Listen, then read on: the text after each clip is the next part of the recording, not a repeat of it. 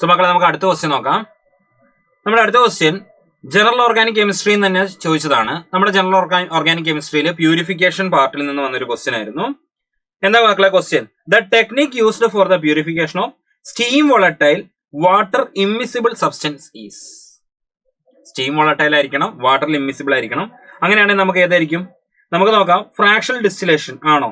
അല്ല. Fractional distillation boiling point difference വെച്ചിട്ടാണ് നമ്മൾ പറയുന്നത്.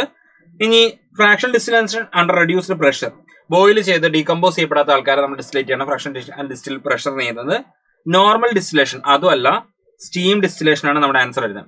എക്സാക്ട്ലി ഉണ്ടല്ലോ മക്കളെ. നിങ്ങളിത് NCERT നോക്കിക്കഴിഞ്ഞാൽ നമ്മുടെ ചാപ്റ്ററിൽ കൃത്യമായിട്ട് ഇത് മാർക്ക് ചെയ്തിട്ടുണ്ട്. അതാണ് അവിടെ കാണിച്ചിരിക്കുന്നത്. Steam volatile and water immiscible and immiscible with water. Steam volatile and are immiscible with water. ഇങ്ങനത്തെ സബ്സ്റ്റൻസുകളെ പ്യൂരിഫൈ ചെയ്യാൻ വേണ്ടിയിട്ടാണ് നമ്മൾ സ്റ്റീം ഡിസ്റ്റിലേഷൻ എന്ന് പറഞ്ഞൊരു മെത്തേഡ് യൂസ് ചെയ്യുന്നത്. ഓക്കെ ആണെന്ന് കരുതുന്നു കേട്ടോ.